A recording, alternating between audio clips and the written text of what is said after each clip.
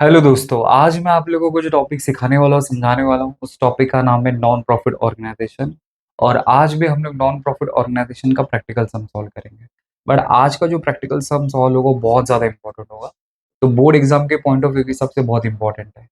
तो प्लीज़ ये क्वेश्चन को फॉलो करना और एग्जाम में जाने के पहले ये वाला क्वेश्चन तो पहले चेकआउट करते हुए जाना है। ठीक है, तो ये कौन सा क्वेश्चन है? गवर्नमेंट बुक से पेज नंबर 120, क्वेश्चन नंबर 10।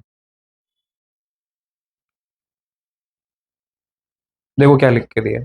लिखा from the following receipt and payment account KBP engineering college Nashik for the year ended 31 March 2019 and additional information. ठीक है, prepare income and expenditure account and balance sheet as on that date. तो बोला कि income और expenditure account बनाने बोला है और बैलेंस शीट बनाने बोला है। रिसिप्ट लिख के दिया, अमाउंट लिख के दिया, पेमेंट लिख के दिया, अमाउंट लिख के दिया। तो मैंने आपको ऑलरेडी बताया कि रिसिप्ट में जो कुछ भी लिख के दिया रहेगा वो हमेशा हमेशा कहाँ पे जाएगा? इनकम में जाएगा। लिख के दे दिया तो वापस एक बार। तो रिसिप्ट्स में आपको जो कुछ भी लिख के दिया होगा रिसिप्ट्स में, वो हमेशा इनकम्स में जाएगा। ठीक है, लेकिन अगर रिसिप्ट्स में अगर आपको टू बैलेंस बीडी करके अगर ऐसा कोई डेटा लिख के दिया रहेगा, आपको जस्ट इग्नोर करना है उसको। उसको आपको रिकॉर्ड करने की जरूरत नहीं है। सेकंड, आपको पेमेंट में जो कुछ भी लिख के दिया रहेगा पेमेंट्स में तो वो हमेशा या तो हमेशा वो एक्सपेंडिचर में जाएगा या तो वो असेट्स में जाएगा। बस इतनी चीजें आपको याद रखनी है। ठीक है, तो लेट्स स्टार्ट। तो सबसे पहला देखो, रिसिप्ट में टू बैलेंस बीडी हेडिंग लिख के दी है, cash in hand, cash at bank. तो ये इग्नोर हो जाएगा। तो ये इग्नोर क्यों होगा? क्योंकि कैश इन हैंड का ओपनिंग बैलेंस लिख के दिया और बैंक बैलेंस का ओपनिंग बैलेंस लिख के दिया, तो ओपनिंग बैलेंस शीट में आता है। और हम लोग यहाँ पे जो बैलेंस शीट बनाने वाले क्लोजिंग वाला, देखो 31 मार्च लिखा है।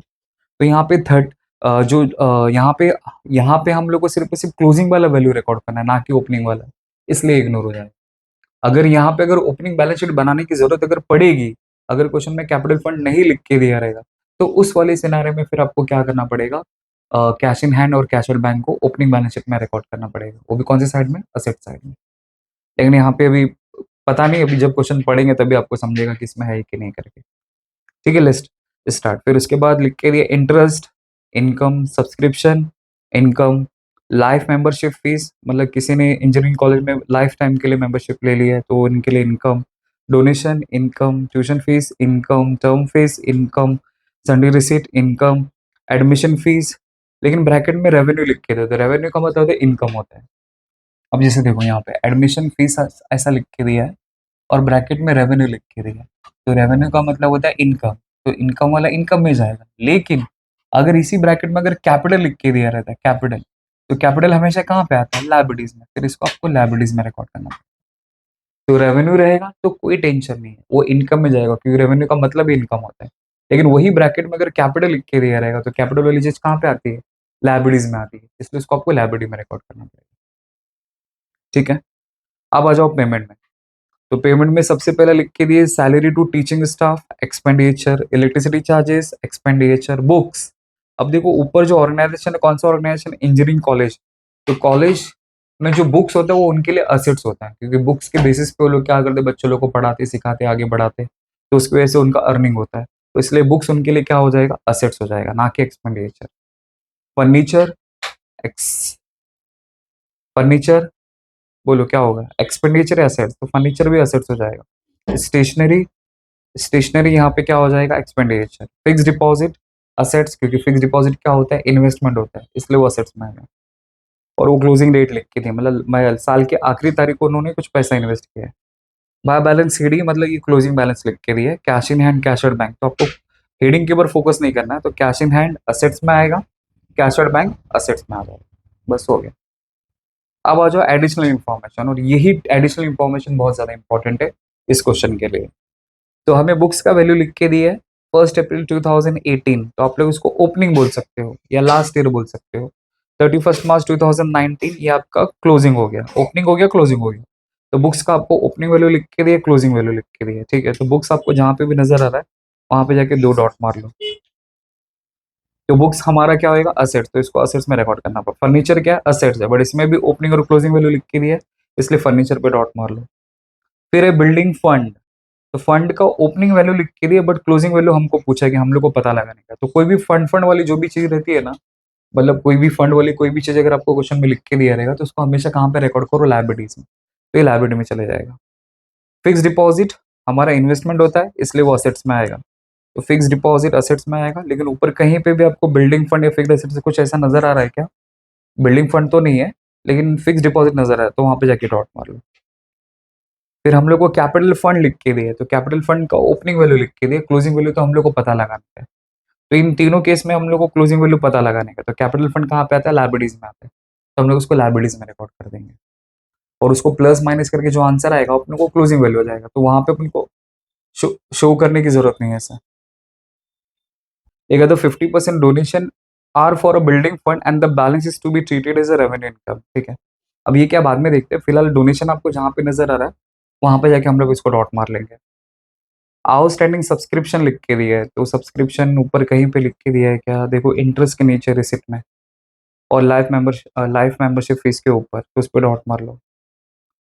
फिर life membership fees are to be capitalise करने बोला है, तो लाइफ मेंबरशिप पे भी डॉट मार लो, वो भी रिसिप्ट में लिख के दिया है, तो उसके ऊपर डॉट मार लो, और नीचे हम लोग को आंसर लिख के दिया है, ठीक है। तो चलो अभी हम लोग क्या करेंगे, सबको सॉल्व करेंगे, तो मैंने ऑलरेडी फॉर्मेट यहाँ पे बना लिया, तो ऊपर लिख देंगे in the books of KVP engineering college जो हुआ था, income and expenditure account for the year ended 31 March 2019, ये सब बहुत इंपॉर्टेंट है। Expenditure rupees rupees, income rupees rupees. तो मैंने स्टार्टिंग में आपको बताया था कि भले नाम हम लोग यहाँ पे इनकम और एक्सपेंडिचर लिखते हैं, लेकिन पहले एक्सपेंडिचर आएगा बाद में इनकम आएगा। क्यों आएगा? क्योंकि नॉमिनल अकाउंट का रूल होता है कि पहले एक्सपेंडिचर आता है फिर बाद में इनकम आता है। तो डेबिट ऑल एक्सपेंसेस और लॉसेस, क्रेडिट ऑल इनकम और गेन। तो एक्सपेंस को डेबिट में लिखा जाता है और इनकम को क्रेडिट में लिखा जाता है। बैलेंस शीट में तो वही है, liabilities rupees rupees, assets rupees rupees. कोई एडजस्टमेंट रहेगा तो अपन यहाँ पे इसको सॉल्व करेंगे, ठीक है। चलो आ जाओ। तो सबसे पहले शुरुआत करते हैं रिसिप्ट से। तो रिसिप्ट में सबसे पहला टू बैलेंस बीडी हो तो इग्नोर हो जाएगा, तो टू इंटरेस्ट तो यहाँ पे क्रेडिट में आएगा। Bye interest 55,000। समझो गलती से अगर अपने इनर में लिख दिया, उस पर डॉट नहीं है, तो नीचे लाइन मार देने का और सीधा बाहर लिख देने का 55,000।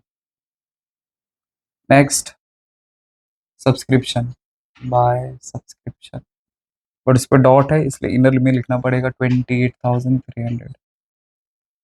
Next bye life membership fees, life membership fees, इस पे भी डॉट है इसलिए इनर कॉलम में लिखेंगे। Next donation,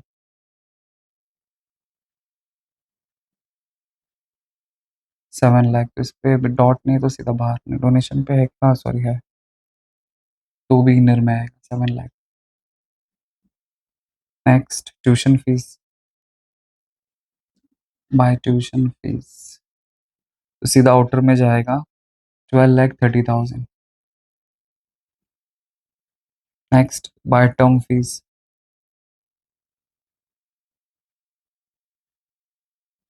2,08,800 sorry. Next by sundry receipt 8,000। And last by admission fees, वो भी सीधा आउटर में जाएगा, उस पर तो डॉट नहीं है ना, नहीं, 60,000, ठीक है। तो मतलब जितना भी रिसिप्ट में था वो सबको मैंने इनकम में रिकॉर्ड कर दिया, एक्सेप्ट टू बैलेंस बीडी को छोड़ के, ऐसे, ठीक है। तो रिसिप्ट में आपको वहां पे टू करके लिख के दिया था, यहाँ पे आपको बाय बाय करके लिखने का, इस तरफ लिखना, गलती मत करना उस तरफ लिखने की। इनकम में आएगा क्योंकि रिसिप्ट में जो भी रहेगा वो इनकम में आएगा, लिख दिया। अब हम लोग बात करेंगे पेमेंट में। तो पेमेंट में सबसे पहले लिख के दे salary to teaching staff, to salary लिखता हूँ बस मैं। तो सैलरी पे डॉट है क्या? नहीं है, तो सीधा बाहर 11,70,000। नेक्स्ट टू इलेक्ट्रिसिटी चार्जेस, उस पर डॉट है क्या? नहीं, 55,000। नेक्स्ट बुक्स असेट्स, एक्सपेंडिचर मत लिख देना क्योंकि बुक्स के बेसिस पे तो धंधा पानी होता है, बट डॉट है इसलिए मेरे कॉलम में। नेक्स्ट फर्नीचर, फर्नीचर भी डॉट है क्या? हाँ है, तो 51,000, दो जगह छोड़ना है आपको। Next stationery expenditure,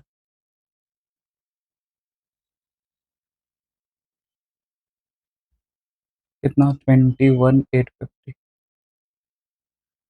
fix deposit assets,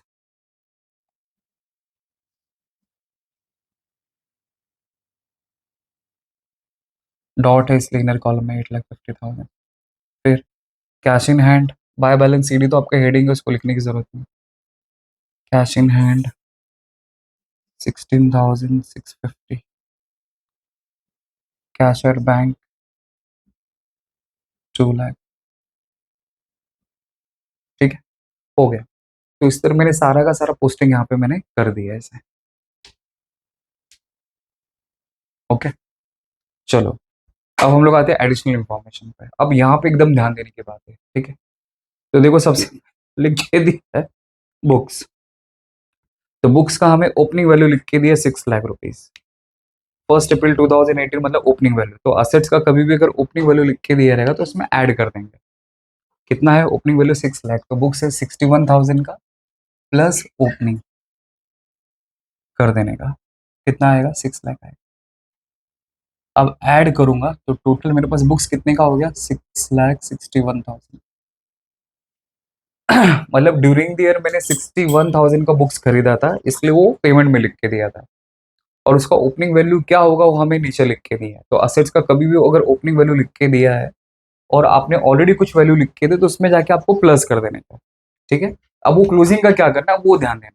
तो देखो, अगर अभी आपसे कोई पूछेगा चलो बताओ कि आपके पास बुक्स, अगर अभी अगर आपको कोई अभी अगर आपको कोई पूछेगा चलो बताओ कि आपके बुक्स टोटल बुक्स कितने का है, तो मैं बोलूंगा मेरे पास टोटल बुक्स है 6,61,000 का। ठीक है, लेकिन जरा चेक करो कि आपको क्लोजिंग के टाइम पे आपके पास बुक्स कितने का हो गया। तो साल खत्म खत्म होते होते आपके पास बुक्स कितने का बच गया मालूम है? 31 मार्च 2019 को 6 लाख रुपीज का बुक्स आपके पास बच गया। ओके, मतलब मेरे पास टोटल बुक्स था 6,61,000 का, लेकिन साल खत्म होते होते उसका वैल्यू कितना हो गया 6 लाख रुपीज हो गया। तो कितना वैल्यू उसका कम हो गया, तो 61,000 वैल्यू कम हो गया ना।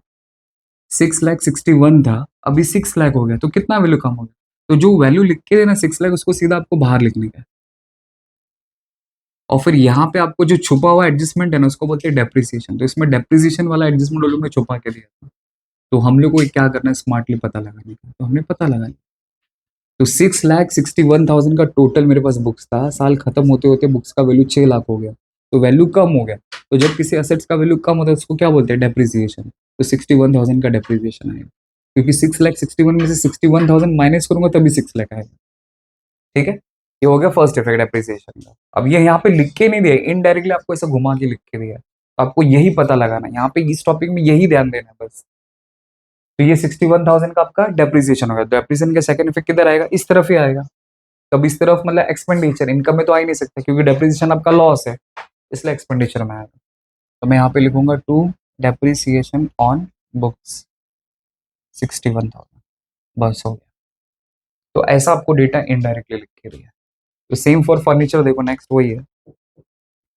फर्नीचर का वैल्यू ओपनिंग लिख के दिए 3,19,000। ऑलरेडी मेरे पास फर्नीचर कितना है 51,000। तो ये 51,000 का जो फर्नीचर है, मतलब ये ड्यूरिंग ईयर मैंने 51,000 का परचेज किया है। और पहले से मेरे पास ओपनिंग के टाइम पे कितना था, मेरे पास बिजनेस स्टार्ट किया तो 3,19,000 है, तो ओपनिंग वाला प्लस कर देने का। तो प्लस ओपनिंग 3,19,000। तो इसमें अगर मैं ऐड करूं तो ये हो जाएगा 20, तो 3,70,000। ठीक है, तो अब मेरे पास टोटल फर्नीचर हो गया 3,70,000 का। अब जरा चेक करो कि साल खत्म होते होते वैल्यू कितना हो गया। तो साल खत्म होते होते फर्नीचर का वैल्यू देखो 3 लाख हो गया। ओके, तो पहले 370 था, अब 3 लाख हो गया, तो कितना वैल्यू कम हो गया, तो उसका वैल्यू 70,000 कम हो गया। तो 70,000 कम हो गया मतलब डेप्रिसिएशन। तो इसमें भी डेप्रिसिएशन वाला एडजस्टमेंट छुपा हुआ था 70,000। तो जो वैल्यू लिख के दे क्लोजिंग वाला उसको सीधा बाहर लिख देना 3 लाख। ऐसा आपको पता लगा, ठीक है। अब डेप्रिसिएशन का सेकंड इफेक्ट किधर आ जाएगा, एक्सपेंडिचर में। तो लिखेंगे टू डेप्रिसिएशन ऑन फर्नीचर 70,000। तो आपने कितना माइनस किया वो लिखना। नहीं तो बच्चे लोग गलती क्या करते हैं, जो आउटर में आपने जो वैल्यू लिखा है ना वो लिख देते हैं और समझते कि हमने पूरा का पूरा सम सही किया, तो वो गलत हो जाएगा। तो आप कितना माइनस करो कितना प्लस करो वही आपको वहां पे रिकॉर्ड करना है। ठीक है, चलो आगे बढ़ते हैं नेक्स्ट। आगे लिखा है बिल्डिंग फंड। तो फंड फंड वाली जो भी चीज रहती है वो लाइबिलिटीज में आती है। तो पहले टॉप पे लिखेंगे कैपिटल फंड। इसके लिए 3 से 4 जगह छोड़ा, फिर उसके मैं नीचे लिखूंगा बिल्डिंग फंड। और इसको इनर कॉलम में लिखने का, क्योंकि क्लोजिंग हम लोग को पता लगाना है, तो 10 लाख यहाँ पे आ जाएगा। ठीक है, उसके बाद हमें लिख के दिया फिक्स डिपॉजिट। फिक्स डिपॉजिट का ओपनिंग है, ऑलरेडी देखो मैंने अपनी फिक्स डिपॉजिट यहाँ पे रिकॉर्ड किया हुआ है, मतलब ड्यूरिंग देयर आपने 8,50,000 का और डिपॉजिट किया, तो इसी में आपको क्या करना है, प्लस कर देना है ओपनिंग वाला 9,10,000।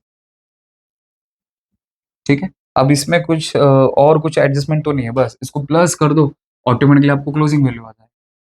तो 8,9,17, तो 17,60,000 डायरेक्ट, तो आपको क्लोजिंग वैल्यू, क्योंकि इसमें कुछ और माइनस कर प्लस करने जैसा कुछ है ही नहीं, क्योंकि फिक्स डिपॉजिट के ऊपर और कुछ एडजस्टमेंट है ही नहीं, तो ऑटोमेटिकली हम लोग को क्लोजिंग वैल्यू मिल जाएगा। इसका कैसे मिलेगा, पहले ड्यूरिंग देयर हमने 8,50,000 का डिपॉजिट किया, ओपनिंग अपन को लिख के दे, तो ओपनिंग वाला उसके अंदर प्लस कर देने का, ऐड करके फिर बाहर ले ले, तो आपको क्लोजिंग वैल्यू आ, तो वो आपको वहां पे शो करने की जरूरत नहीं, यहाँ पे आ गया तो कहानी खत्म हो गई उसकी।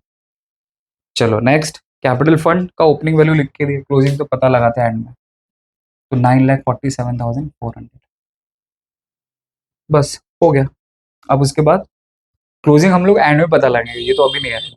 फर्स्ट देखो एडजस्टमेंट क्या लिखा है, लिखा है तो 50% donation for a building fund. Okay, तो डोनेशन का 50% आपको बिल्डिंग फंड के लिए यूज करना है।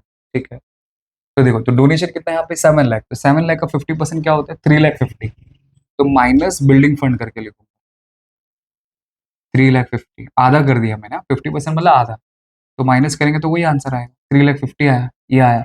तो ये जो बैलेंस बचा ना, डोनेशन का जो बैलेंस बचा है, ये आपका इनकम हो गया, इनकम में आ गया ना, तो वही देखो आगे डायलॉग लिख के दिया, the balance is to be treated as a revenue income. Okay, तो डोनेशन का जो आधा पैसा बच गया है, आपको उसको as a revenue income treat करना है, तो ऑलरेडी हमने उसको रेवेन्यू इनकम करके ही ट्रीट किया। थैंक यू सो मच बताने के लिए, मतलब वो यहीं पे ही आएगा आपको, मतलब वो कंफ्यूज करने के लिए दिया है कि आप ज्यादा दिमाग लगाओ और उसका कुछ अंडू उंडू कर दो करके, ऐसा नहीं है। इनकम में से कुछ भी माइनस करके जो आंसर बचता है, या इनकम में जो कुछ भी आता है ना, ये सब के सब रेवेन्यू इनकम होता है, और लाइबिलिटीज में जो होता है वो कुछ कैपिटल रिसिप्ट होता है, तो अभी हम लोग उस लेवल में बात नहीं करेंगे। तो यहाँ पे इनकम में जो कुछ भी होता है वो सबके सब रेवेन्यू इनकम में होता है, तो वो लोग ने वही बोला कि जो बच गया आपका रेवेन्यू इनकम होगा। Okay, thank you so much बताने के लिए। तो वो जस्ट आईफो, आपको कुछ करने की जरूरत नहीं, लेकिन उसका 50% आपको बिल्डिंग फंड में ऐड करना पड़ेगा, तो प्लस डोनेशन 3,50,000, ये आ जाएगा 13,50,000, तो ऑटोमेटिकली हम लोग को उसका क्लोजिंग वैल्यू मिल गया।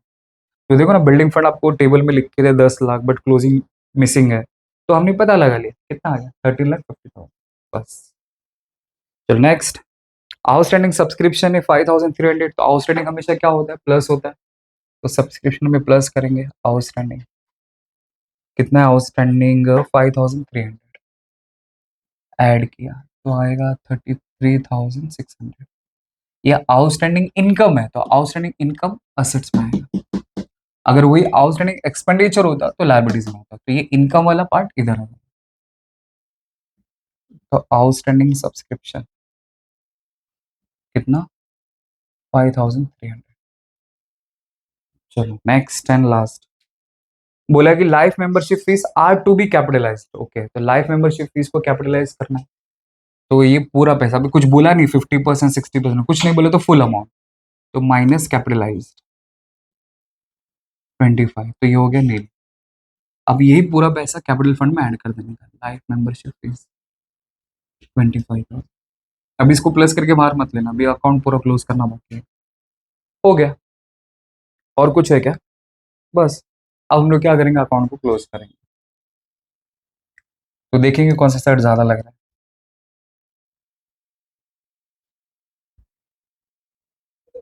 ठीक है, तो पहले हम लोग क्या करेंगे, कौन सा साइड ज्यादा दिख रहा है, चलो प्लस कर लेंगे तो आइडिया आ जाए। तो मैं क्रेडिट का टोटल पहले फटाफट कर लेता हूँ, 55,000 plus 33,600 plus 3,50,000 plus 12,30,000 plus 2,008,000 plus 8,000 plus 60,000, तो आता है 19,37,400।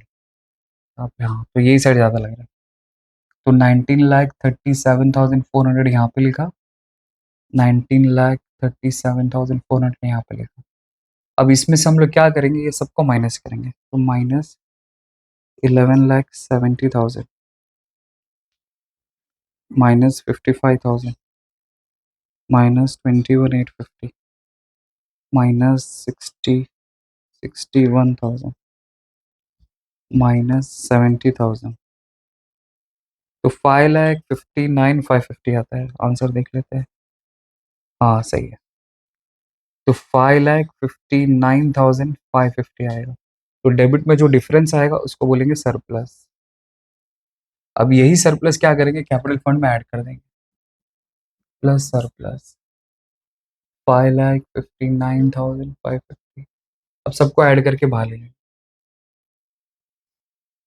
प्लस 25,000 प्लस 9,47,400, तो आता है 15, नहीं जस्ट क्या है, मैंने वैल्यू गलत किया। एक मिनट, कैपिटल फंड कितना है, हाँ नहीं सही है, ये तो इतना हो गया ना, प्लस 13,50,000, तो 28,81,950 सही है। तो इसको मैंने पहले क्लोज किया, तो आता है 28,81,950। अब इसको भी क्लोज करते चेक करते सेम आता है क्या, तो 6 लाख 9 लाख, ये तो डायरेक्ट आ जाएगा। 9 लाख प्लस 17,60,000 प्लस 16,650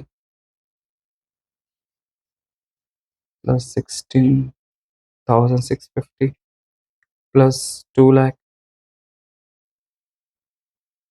प्लस 5,300,